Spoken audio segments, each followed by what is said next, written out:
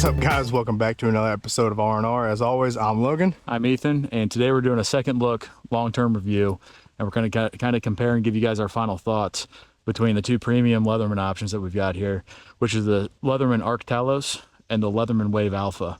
They're both the newest contenders, I'd say, in this market, and I'd say they're the only two contenders, really. There's no other company that makes a multi-tool that has quite the set of features that these have. So just guys, kind of give you guys the parameters of this. We hit it last year, so we really wanted to test out the Magna Cut blades on these, the super steel blades, if you will.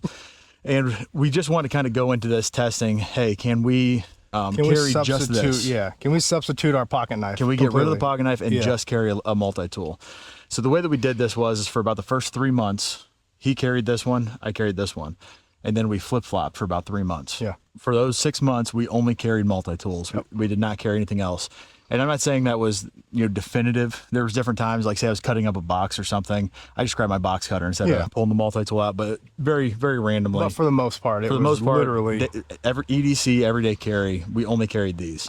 And then we flip-flopped back about 2 months ago, just to kind of get some more final thoughts of our, of what we were doing. And we kind of did start carrying pocket knives at that time because we had some sent to us for testing, so we started carrying those with them. So in us saying that, we both have a lot of experience with these. We've used them for a lot. We beat the snot out of them. I know originally we kind of said that we thought this was going to be the winner. Yeah. At the end of this, we're going to tell you if we still think that. So we brought you guys in just a little bit closer to take a look at these, so you guys aren't just looking at us. You know what I mean? As much as you might like to. He's cute. So what's your thoughts over the long test that we've done on these, between the two, pros and cons, certain things you like about each one, certain things you don't? Just go ahead and hit them, and then I'll kind of give you mine after that. When it comes down to it, G10 scales feels really good in the hands. One of the biggest things that I like about this one over the Arc is it feels more pocket knifey. You know what I'm saying? Having it closed in your hands, don't get me wrong, you can still flip the other ones out, but it has like a thumb stud on the blade itself. It flips out. You can really snap it out just like a regular pocket knife. Ergonomic. Knife friendly. Yeah. Very ergonomic. Yeah. Everything, all the tool sets on here they're the same. Very besides similar. Like one or two different things. But like you said, we did do a video on each one of these individually since we have been using and abusing them. And when we say use and abuse, we work at a blue collar job. We're always using them. We're out on the floor doing things, whatever else, cutting felt, cutting boxes, whatever just to give you else. an idea, I've had to replace the wire cutters on mine twice now. Yeah. Actually, I had to replace them on mine once and on yours once when I was using them. So I mean, and that's the thing too. Like you were using them. Yeah, I use the crap out of them. Yeah. It's a little $10 part you order off Leatherman. Feels very good in the hand, especially with the scales. Like I said, it is more pocket knife-esque, pocket knife friendly, if that's what we want to call. All the tools they come up. I mean, they are on the inside. Except for your primary use ones. Well, yeah, besides the saw and the file. And the file, the scissors, the blade. Yep.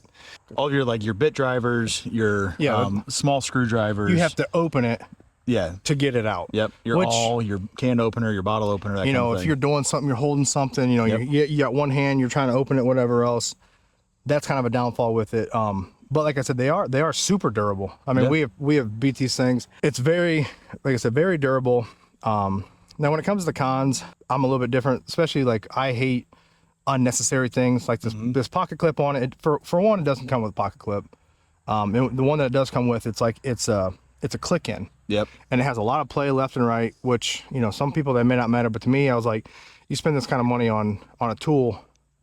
If you got to buy an extra pocket clip, it is what it is, but it shouldn't have that type of play and that type of, well, in saying whatever that, with it. This tool, MSRP is $250. This one's $200. Yeah. The pocket clip tab for shipping and everything is $25. Yep.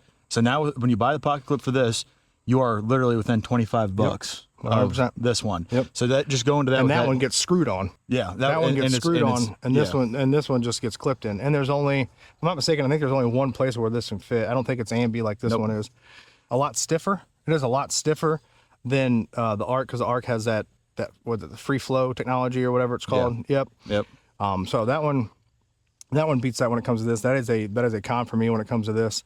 For what it's worth, the nose were slightly off. When he contacted Leatherman, instead of just saying, hey, yeah, send it in, we'll send you guys a shipping label and we'll fix it. Yeah. They wanted us to spend $25 to send it in. For what it's worth, I didn't want to spend the $25. I'm like, you know what? It is what it is. Deal with it. It doesn't break the tool, but it's kind of a little bad taste, you know, kind of sort of, especially for what you spend on it. Also, including that, we talk about the scissors right here. The scissors, they're big. They got a lot of leverage. They're good scissors, but they're not very sharp. I don't know if they're very sharp. They're not precise. They've got a little bit of play they have a little bit of wiggle in them. Yeah. So like if you're cutting small things, like a string off your shirt or something. I literally sat there with that knife and I'm like, yeah. But like I said, for overall, I mean, it is a good multi-tool, 100%. Oh, it's a great multi-tool. But with that, I originally said the Alpha. After carrying this for a few months, I would definitely change my opinion. For the biggest thing, like I said, I like this one more for the knife aspect, for like the pocket knife feel. Yeah. But I would change and spend the extra $25 literally just for the single hand manipulation and the freeform technology. Yeah, I really would, 100%. That Leatherman free technology does really help out. So I'll kind of give you guys my two opinions on it. I'm not as critical on some parts as he is, but I'm more critical on others. So aesthetically, this one is definitely a better looking tool. Just from the outside looking in, it looks nice. I don't know why they didn't, go with like a black jaws, black everything, just like they did the blade. Or even like a powder coat or something. Like, it would have definitely looked a lot better in my book. That's just me. But that is a secondary kind of cool thing. I'm talking about, I'm going to be more focusing on first stuff, actual functionality and things. So one thing I did say that I would like on this, I do like the location of the thumb stud on this one better. It is more natural, more ergonomic. The belt clip really doesn't, the pocket clip doesn't bug me that much. I do understand what he's saying with a little bit of wobble and play in it. It's not really a huge deal to me. That's not, that's not something but for the price, it's a big deal. Now, I will say the scissors, that next to the blade itself, the scissors are my second most used tool. And that alone, this one wins. Just because the scissors on this one aren't as big, you don't have as much leverage, but they're very, very precise. Yes. It really comes down to personal preference. If you're working in a steel industry or somewhere there's a lot of welding and machining and stuff, this is not the right tool for you, because little, metal shavings and, dust can get into the magnet system in this, and it really makes it rough to use. You have to legitimately clean it. Yeah. I mean, you gotta keep up on it, Yep. And when we say clean it, we mean wipe it off, blow it out, dust it out, whatever it is, but it's still something that you have to do to it. Yeah. I do like that all the tools are on the outside on this one, so you can literally pull it out, and they're all one-hand manipulable for the most part. So if you need the screwdriver, you pull it out. You can, like he said, you can be holding something, flip out the screwdriver, go to town on it. I'd say this one wins, but there's not a big enough difference between the two that if you already own this to go out and buy this instead. No. You know what I'm saying? No. So it really comes down to what you like. If you want something that's a little bit more ergonomic in the hand, and you don't really care too much about the tools being on the outside, then this is definitely the winner. If you are going to use your multi-tool though, and say if you're on a ladder, whatever it may be, it's just, this one is very, very convenient. Yep. Yeah, I mean, I would agree. Like I said, I originally said this one or the Wave Alpha to begin with. So did I. And just after running this one for a few months, like you said, it's just they're minuscule, but they're minuscule enough to where it does make the job or whatever you're doing with it a lot easier. Yeah. Like he said though, neither one of these are terrible tools. No, they're both great tools. We're nitpicking. Yeah, and neither one of these are, like he said, hey, you have this one's worth it, or it's like, oh, this one's this one, and it might get dusty, or something might mess up with the magnets or whatever else. I'm gonna go get this one. That's not necessary at all. No. But yeah, so I mean, that's just kind of us circling back around, reiterating what we talked about, like you said, 6-8 months ago, whatever else. If you guys do want like a more in-depth video, each one of these tools has its own separate review, own in-depth video where we really, kind of hone in on it, talk about it more, show a little bit, of usage with it and stuff like that. But like I said, one of the main things I see is that everybody's talking crap about the MagnaCut steel in these, saying that it doesn't hold an edge, it doesn't do very good, whatever. I know from experience. He almost took his finger off. But we've used these knives a lot. I know when I carried this one, I used a lot. When I carried this one, I used a lot. And I'm talking cutting everything. Yes. Like, even I'm talking starting fires, cutting off kindling. Like, and they are still razor sharp. Razor sharp. Like cut your hair off sharp. Yeah. No, this MagnaCut is phenomenal. It's a great steel. The edge holds up good. As you guys can see, whatever finishing they're using on the blade, it holds up great because it's not worn off at all. Nope. We've used multiple knives over the last year and a half or so that the first time you baton through a piece of wood or the first time you cut a piece of wood, the finish is gone. Yeah. It's scratched off. Yep. But it'll give you stitches on. without us getting into too much nitty and gritty, I know that we've been called shills because we bought these knives, and I don't understand how that works. Because we bought them.